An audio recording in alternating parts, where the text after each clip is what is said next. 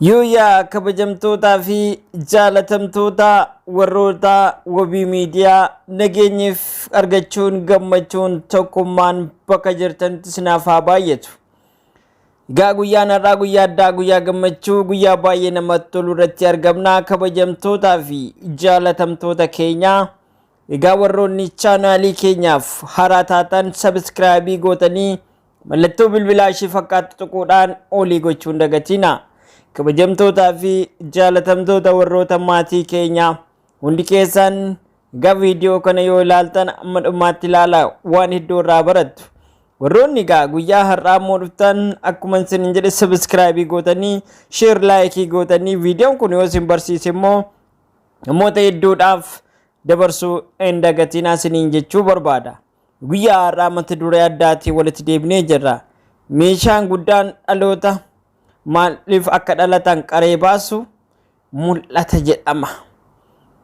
Makiinaan tokko boba'aa tokko malee akka socho'uu hin dandeenye namni tokko immoo yookaan dhalli namaa tokko immoo mul'ata malee socho'uu akka hin dandeenye beekuutu nurra jiraata. Konkolaataan tokko boba'aadhaan kan socho'u dhala namaas immoo mul'anni barbaachisaadha. Guyyaa har'aa kan waliin laallu mata duree mul'ata yookaan viizhin kan jedhu waliin laalla. Egaa namni tokko mul'ata yoo qabaate daandii milkaa'ina isaanii beeka jechaadha. Akkuma egaa dhaloota qaree baasu yookaan immoo meeshaan guddaan dhaloota qaree baasu maaliif akka dhalatan beeksisu mul'ata akka jedhamu hundi keenya beekuutu nurra jiraata. Kabajamtootaa fi jaalatamtoota warroota maatii keenya guyyaa har'aa haala adda ta'e waliin turra. Egaa faayidaaleen mul'ataa waan hedduudha. Inni tokko humna itti waan haaraa uumuu nu taasisa. Egaa mul'anni keenya yeroo hundaa wanta haaraa akka qal'annuu fi wanta gaarii wanta nuyiif cimaa ta'u kaayyoo keenya akka galmoofu yeroo hundaa wanta haaraa qalaquudhaaf nu barbaachisa jechaadha mul'anni. Yeroo hundaa mul'ata keenya galmaan ga'uudhaaf guddachuudhaaf jijjiiramuudhaaf bakka barbaanne ga'uudhaaf maal taanaa wanta haaraa barachuudhaaf ni tattaafannaa bakka guddaa ga'uudhaaf ni tattaafanna jechaadha. Egaa namni tokko mul'ata yoo qabaate yeroo hundaa irra deddeebi'ee mul'ata isaa galmaan ga'uudhaaf beekuudhaaf ni tattaafata jechuudha. Egaa inni lammaffaan immoo yaada yookaan immoo haada yookaan immoo funyoo ittiin boolla keessaa ol ba'u nu taasisa jechaadha. Kabajamtootaa fi jaalatamtoota keenya namni tokko dura yoo iddoo xiqqaa jiraate dura boolla keessa yoo ta'e namni tokko boolla keessa yoo ba'u maal ta'a finyoodhaan gara oliitti harkifamee ba'a jechaadha.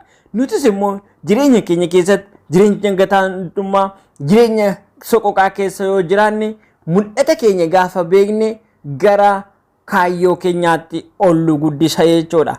Kabajamtootaa fi jaalatamtoonni warroonni maatii keenya hundi keessan inni sadaffaan immoo har'a caalaa boruuf akka jiraannu nu taasisa jechaadha. Namni tokko irra caalaa har'a yoo hojjetu boru akka jiraatuu fi jijjiirama gaarii irra akka ga'uuf boru bakka guddaa akka ga'u maal akka hojjetuu fi boru maal hojjetee akka argatu nu beeksisa jechaadha. Maaliif har'a caala boruuf akka jiraannu boru maal akka hojjennu mul'ata keenya akka beeknuu fi boru hojjennee eessa ga'uu akka barbaannu nu taasisa jechaadha. Inni shanaffaan immoo kabajamtootaa fi jaalatamtoota warroonni chaanaalii keenyaa hundi keessan egaa waan hedduu akka irraa argattan abdii guddaan qaba. Egaa inni biraan immoo haala amma keessa jirru yookaan immoo haala nuti amma keessa jirru dhiisnee boru maal hojjennee namoota maalii wajjiniin akka hojjennee jijjiirama gaarii finnu nu taasisa jechaadha. Namoonni baay'een waan har'a hojjennu miti boru maal hojjennee akka argannu. Har'a namoonni baay'een har'a ni hojjennaa har'a bakka guddaa ga'uu dhiisuu dandeenya. Maaliif namni tokko yeroo hojjete sanatti bakka barbaade ga'uu dhiisuu danda'a. Garuu yeroo booda yoo hojjete yoo kaayyoo beeke yoo mul'anni isaa guddaa ta'e bakka barbaadarree ga'uu ni danda'a jechaadha. Kanaaf namoonni baay'een mul'anni isaanii namoonni guguddatan boruuf ni yaadu, boroddoo ga'an ni beeku, jira gaarii akka fidan ni beeku jechaadha. Kabajamtootaa fi jaalatamtoonni warroonni maatii keenyaa hundi keessan egaa hundi keenya mul'ata yoo qabaanne yookaan immoo viizhiniin keenya cimaa yoo ta'e, karoorri keenya cimaa yoo ta'e bakka barbaanne sanallee ga'uu ni dandeenya jechaadha. Maaliif mul'anni nuyiif yookaan immoo mootora yookaan nadaajii isa jedhamu sana jechaadha dhala namaatiif. Maaliif akkuma dura sinii kaase namoonni baay'een fakkeenyaaf makiinaan tokko nadaajii yookaan immoo beenzila yoo fixe deemuu hin danda'u. Dhala namaatiifis immoo murteessaan mul'ata jechaadha. Kabajamtootaa fi jaalatamtoonni warroonni maatii keenyaa inni biraan immoo wanta jaalatamtootaa fi kabajamtoonni warroonni chaanaalii keenyaa wanta ati of biraa qabdu yookaan immoo wanta ati har'a of biraa qabdu irra caala itti dabaluudhaan boru bakkee guddaa akka geessu si taasisa jechaadha.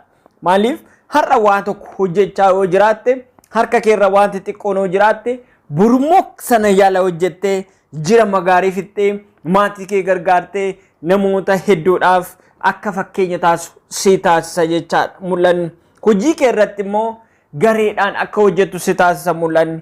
Namoonni baay'een gareedhaan yoo hojjetan, gamtaan hojjetan, tiimiin hojjetan bakka barbaadan illee ga'uu ni danda'u jechaadha.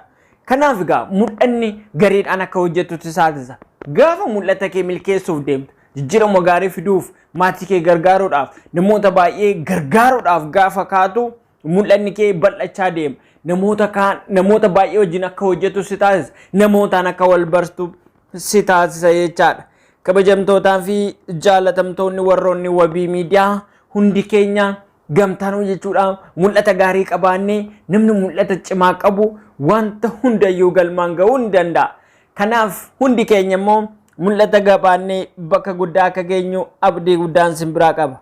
Egaa warroonni guyyaa har'aa haaraa taatanii gara chaanaalii keenyaa dhuftan sabiskiraabii gootanii sheerii gootanii maatii keenya taatanii akkasin arginu abdii guddaa qabna.